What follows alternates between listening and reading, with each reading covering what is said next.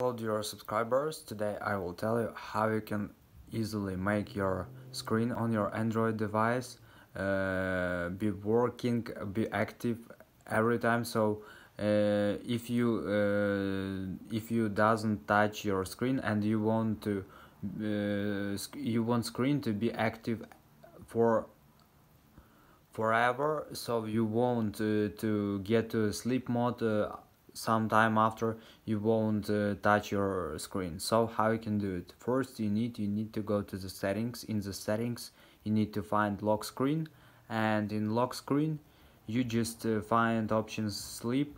So here you can see never. It means that it won't get into sleep mode forever, so you won't see your phone in sleep mode, so your screen will be active for all time. So this is the way how you can do it. So thanks for watching, have a nice day, subscribe to my channel, click like, and goodbye.